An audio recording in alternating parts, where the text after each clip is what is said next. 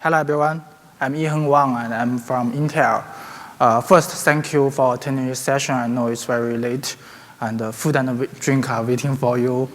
In this session, I will give you an introduction about BigDL. So first, what is BigDL? BigDL is a distributed deep learning library for Spark. And you can see it on this graph, and you can see it is implemented as a standalone Spark package. It built on Spark Core, and it implements the same interface just like other Spark components, so they can work together seamlessly. You may ask, there are already many deep learning frameworks now. Why you create another one? Why you create a new view? And what kind of rule does this view run well? Right? To answer that question, first, I think we all agree that the machine learning system, the whole machine learning system, or deep learning system, is much more than playing with models or algorithms. The people needed to clean your data, to extract the different features, to manage the features, to even manage your machines and many different kind of workloads run on the same environment. And they are very complex. And very fortunately, thanks to the open source community, we have very comprehensive solutions to solve these complex things. For example, we can use Kafka to pump in your data and store them on HDFS. And then we have Yarn, we have Zookeeper to manage your resource. And then we have Spark and other programs to do data processing and analysis. And they can be handle different kind of jobs like machine learning, like graph, like SQL, streaming, etc.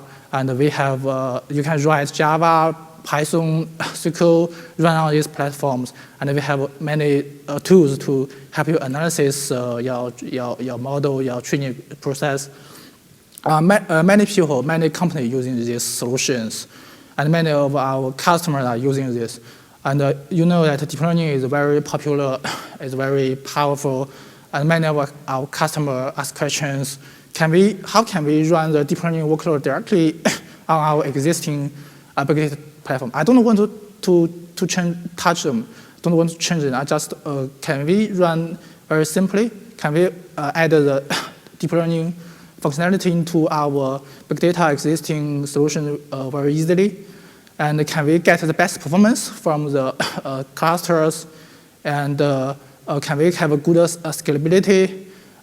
Can we share the machines between different types of workload?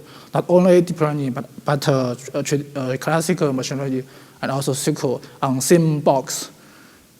So we develop a BigDL and apply it to the project we collaborate with our customer. And we opened it at the end of last year. With BigDL, you can write deep learning applications as standard Spark program. And you can run it on your Spark Hadoop cluster. You needn't install any other things on that cluster. You just, as long as Spark can be run on the cluster, you can run deep learning. You can run BigDL on it. And it provides a very rich deep learning features and get a very good performance powered by Intel MKR, a mass kernel library, and multi-threading programming. And we also optimize the communication to get a good scalability. So when you want to use BigDL, here's some examples. Case one, if you have a Hadoop Spark cluster to store your data, your big data, and you want to use deep learning to analyze this data, you can directly use BigDL. It's very easy to do it. Case two, if you already have many big data programs run on Spark to do some query, to do some classical machine learning, and you want to add deep learning functionality into them, you can use BigDL. It's very easy to add this functionality into it. And case three, if you have many workload and you want them to share the same cluster, you can use BigDL. It can well handle it. Case four, if you are very familiar with big data, and now want to try deep learning, and BigDL is a good start to do that. Okay, now let's see its features. First, let's take a look at what the code looks like. First, it's a tensor. Tensor is actually an ND array destructor. It is very common in many deep learning frameworks. And in BigDL, it supports generic data type, and it provides many data manipulator APIs like reshape, like subquery, and it provides many math APIs. And most of the APIs, the math APIs, they are optimized with Intel MKL. And here's a code snippet of the tensor. You can play with BigDL in Scala terminal.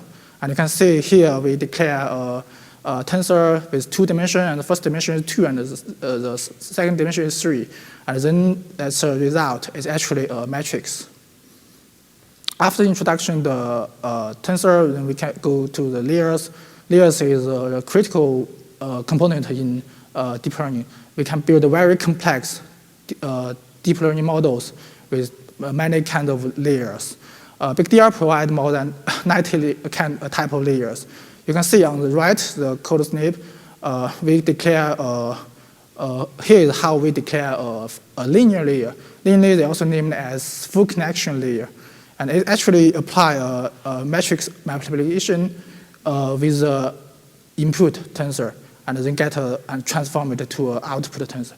And here you can see what's the matrix like.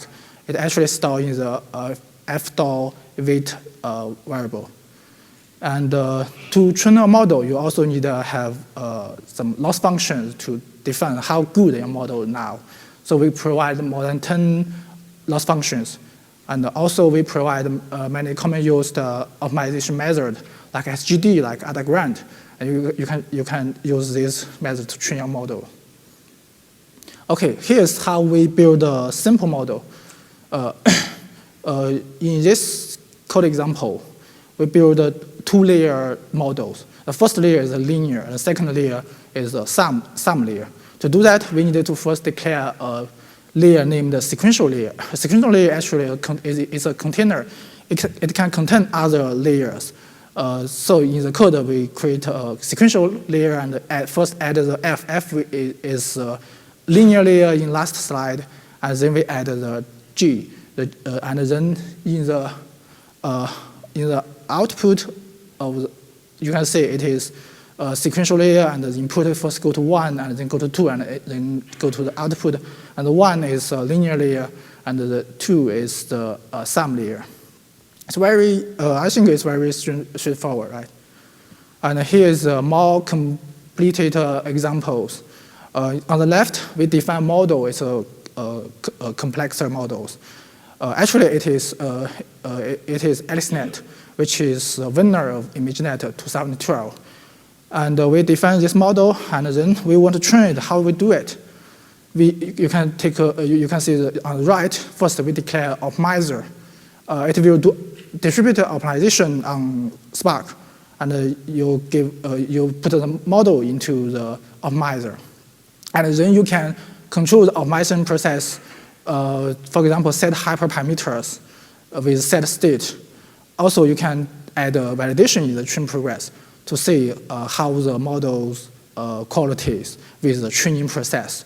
For example, here we do the validation every 620 iterations, and give the validation dataset, and also we use the top 1 and top 5 accuracy as a matrix. And then we define when we enter the training and then optimize. After the training, it will give you an optimized model. Okay, I think the API makes sense, right? And if you wanted to play more with BigDL, you can. We provide many documents on the GitHub wiki page, and you can check the tutorial page. In the tutorial page, we will show you very simple examples to help you get started with BigDL. In the tutorial, currently we provide 3 cases. The first one is the hello world of the CNN. we use BigDL to train a LearnNet and NIST, which will give you a digital number classifier. And the second one is test classification. In this case, we use a 1D convolution to class your test into different categories. And, in this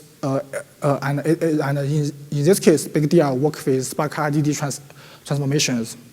And the third case, BigDL works with Spark data frames and ML pipeline. We will build an image pipeline to classify different images. Okay, now let's take a look at the distributed training part. We all know that generally distributed training can be divided into model partition and data partition. And BigDL go to the data partition, which is the model will be sent to the data, and each copy of model will be trained on the local data, and after get a new gradient, the different model will sync the gradient and update and sync the parameters.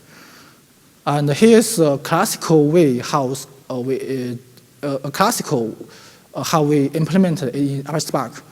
You can see the right diagram. The driver first sends the latest parameter to the workers. The worker gets the symbol data and get the gradient. And the gradient is sent back to the worker, and the worker aggregates the gradient and get a new parameters. There's problems in this implementation. You can see the driver is a bottleneck, right?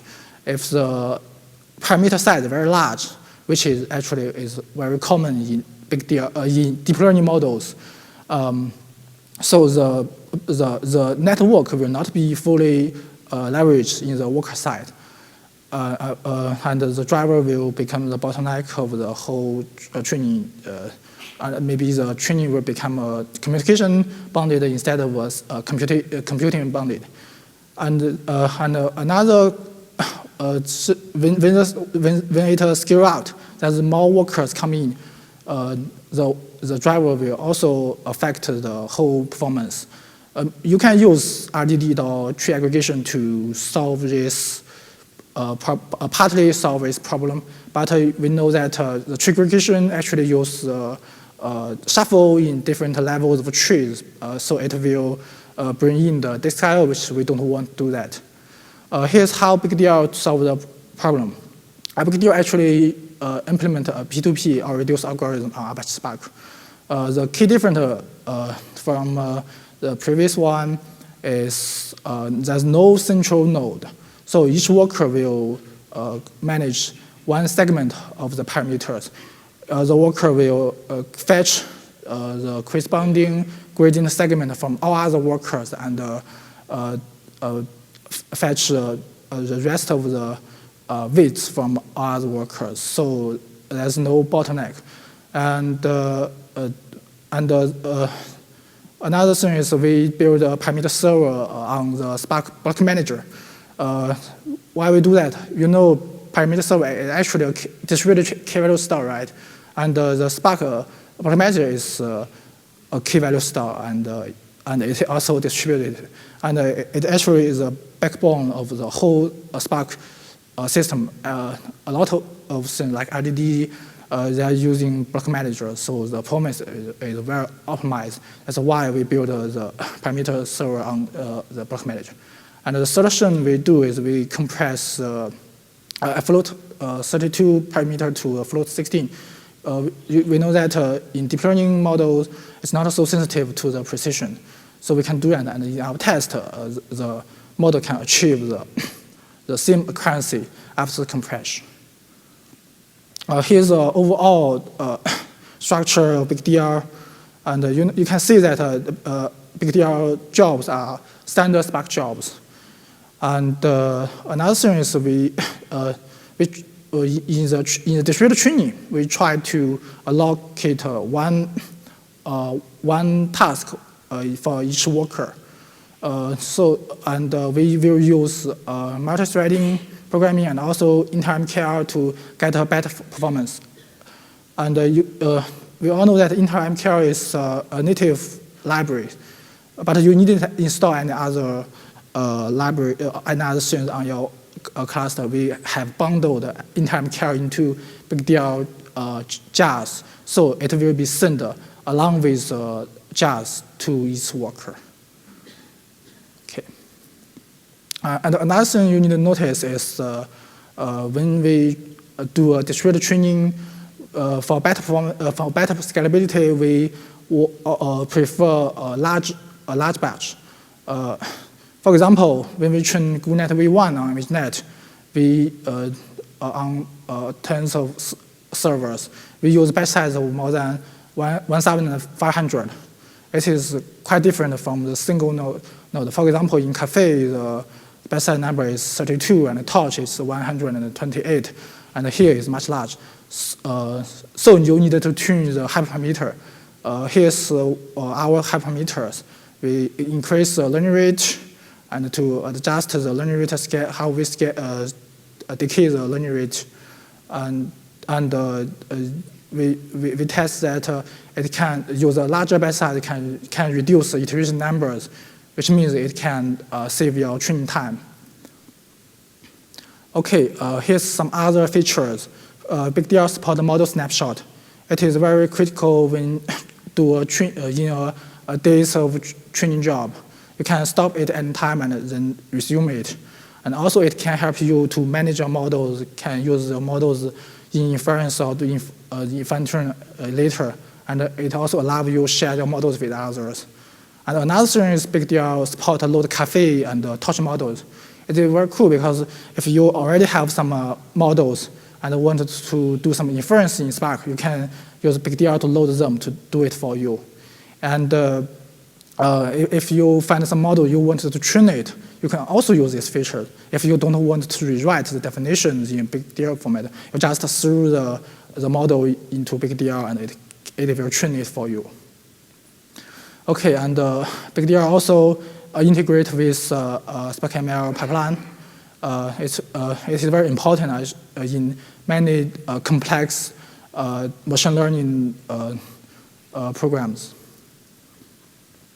Okay, here's we provide many examples to let people know how to work with BigDL. Also, you can build. You don't if you have some requirement you needn't to write code from scratch. You can just modify on these examples and try it.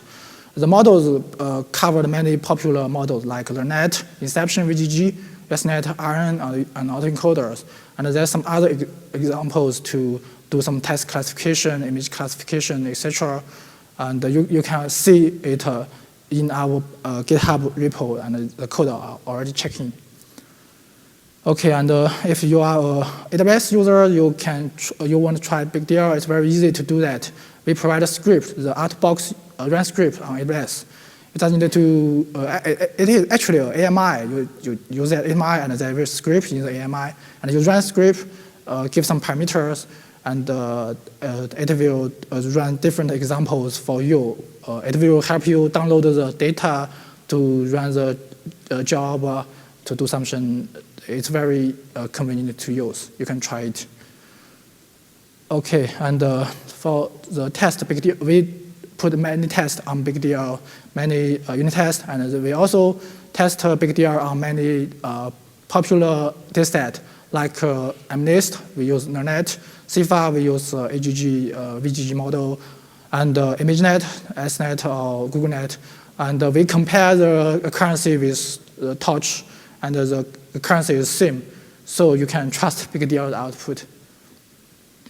Okay, and for the performance, we actually do some performance benchmarking in our environment, and we find that BigDL works best on Xeon E5 26 CPU series V3 or V4 versions. And we found that compared to some other deep learning framework like Café, Torch, in TensorFlow in a single node performance is order of magnitude speed up. I mean, here we do the single node performance test. We didn't run BigDL on Spark. We just extract the model and run forward, backward update. and then we compare it with Caffe and Torch. And because of the inter MKL and also some of the multi-threaded programming, we get a very good performance speed up. And for the scale out, you can we already test BigDL with some deep learning models on ImageNet, and it can efficiently scale to tens of Xeon servers, and we are working on to make it scale out better. Okay, as I mentioned earlier, we apply BigDL into the project with our customers, and here is some use case. The first use case is for transaction detection. It is very important to some finance companies, and it can save the cost of these companies. And the challenge in this project is, I think it's not related to which kind of models or which kind of algorithm you use. It is actually how to clean your data, how to do feature engineering, how to extract the features, how to deal with the unbalanced data, and how to tune your hyperparameters. And in this project, BigDL works well with SparkML pipeline and other Spark component. So we store our history data in Hive, and then we do some data processing, cleaning with Spark SQL, and we get a cleaned date, billions of transactions for training. And to handle the feature engineering part, it's complex. So we use SparkML pipeline to compose the feature extraction algorithm together to extract the feature. To handle the unbalanced problem, we use AND symbol and backend to solve that. And then there's a lot of parameters we need to tune, and then we use the research of Spark to tune the hyperparameters. We can see that BigDL can work with other Spark components to give end-to-end solutions in the real-world machine learning applications. Okay, and the second case is we have some manufacturing customers, and they install some cameras on the pipeline, and the camera will take picture of their product. And the task is we needed to detect if there are any defect in their product. And we also needed to classify what kind of the defect it is. Okay, so this time we also use BigDL and work with Keystone ML pipeline. Keystone ML is another machine learning pipeline on Spark, and it provides many image processing or NLP feature engineering algorithm. And actually, there's two parts.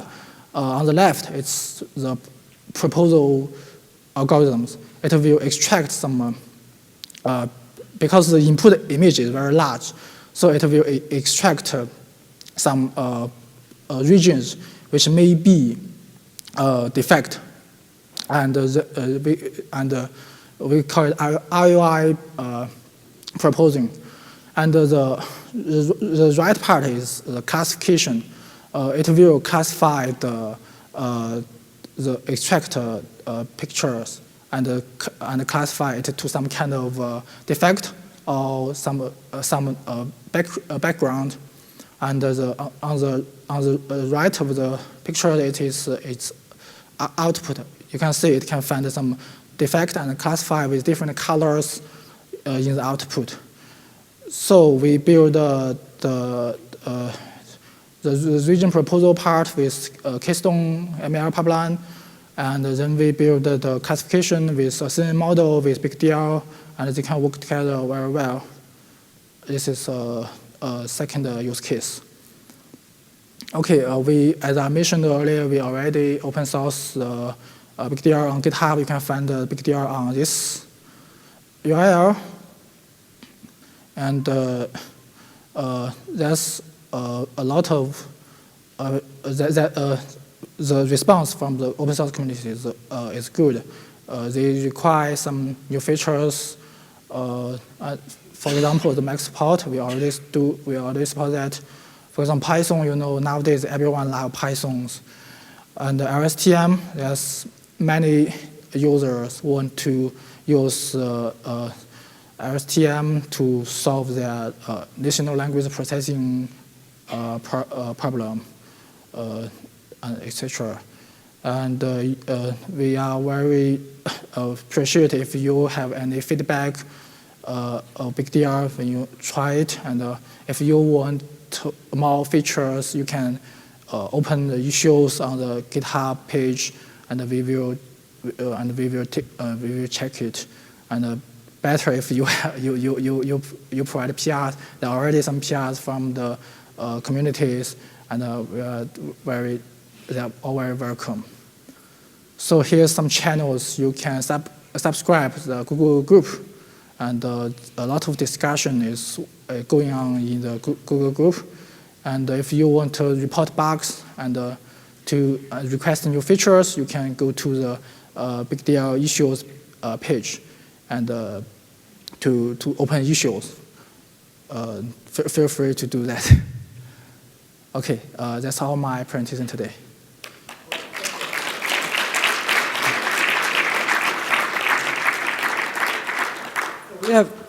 We have about 5 minutes for questions, so go ahead. So I assume you do not have deep belief network, right? The recursive Boltzmann machine not implemented, but you have a recurrent neural network and convolutional neural network implemented? Yes, I actually mentioned it.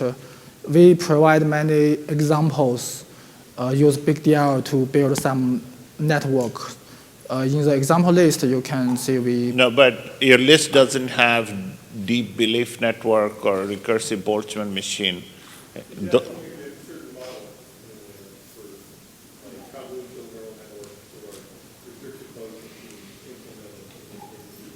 Actually, like LearnNet, Inception, VGGR, they are all convolution models.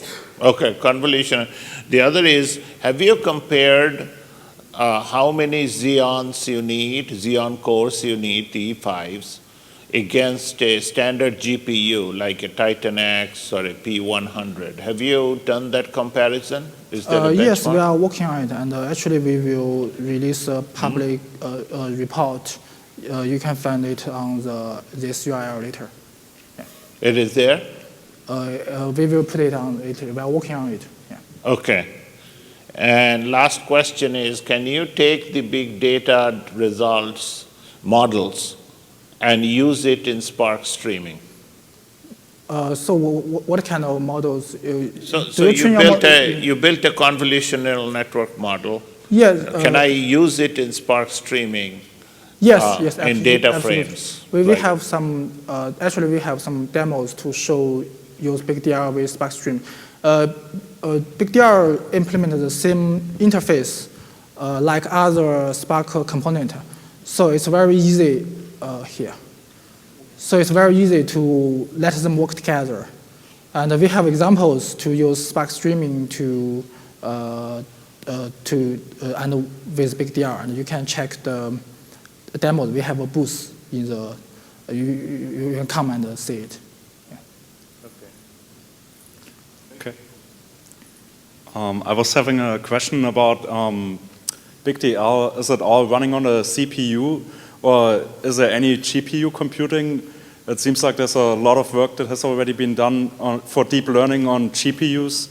Actually, currently, apparently focus on Xeon CPU environment. Okay. Yeah.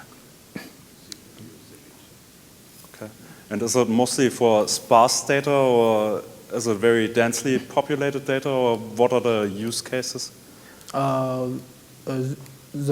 Actually, this most of the examples are dense state. Thank you. So I just have a short question about how can BigDL handle the model. So right now, I guess you guys take the model into each workers, and then somehow if like the model is too big, how can you like planning to handle those deep learning model? Yeah, it's a good question. Currently, because BigDL is kind of data partition, so it will send the models to each workers. Right. But you know that there's a trend that for the deeper models, the parameter may be not so large. For example, there's the GoogleNet is much deeper than SNet, but the model size of SNet is much larger than GoogleNet. I so see. They can fit into the memory. Mm-hmm. Yeah. So are you guys planning on like putting that kind of model into some like storage before putting into workers, or this is like the best solution? Currently, we only catch some the memory. I see. All right. Thanks. Do you have in the future any plan to consider speech recognition applications, even the simplest one? Like yes, we are working on a project about the speech recognition. I think maybe later. So like this year? Yeah. Okay, thanks. Hi, I'm curious, how many people does Intel have working on this full-time, and how much commitment can we expect moving forward from Intel? The first question, how many people? I think about less than 10 people. But we have open source it, and we already see some patch from the open source community. Is Intel going to continue supporting it moving forward, though, or is it yes, going to be more? Continue support it. We will continue. Okay, great, thanks. I was just curious, when exactly would all this be merged into like the sort of standard Spark release? Is this something that is planned at all? I know it's open source, but will it be merged into the Spark project, Apache Spark? Currently, it is still a standalone Spark package, as shown in this diagram. I don't know if it will be merged into the code will be merged. Because it looks so nice, like as a complement to MLlib and part of the stack and all. I think that's one advantage of Spark. You can build a different package on the same platform, and if you follow the same interface, and they can work together very, very well. Okay, so you're saying I can just use BigDL right now with Spark. I just have to download it myself instead of it being part of Spark. Okay, thanks. Right, so one last question. Yeah, I kind of understand why you only support Xeon. But do you also support Xeon PHYs? Yes, it definitely. Currently, we just open source it. So recently, we focus on how to stabilize our APIs. There are some feedbacks from open source community, and also fix some bugs if you report to us, and also focus on some. I think we think it's very important to our users, like Python, like STM, from the required from the open source community. And after that, we will extend our roadmap. No, I mean those Xeon Phi cards. Yes, I think it definitely will be supported later, but not recently. Not now. Okay. All right, so let's give another round of applause to our speaker. Thank you.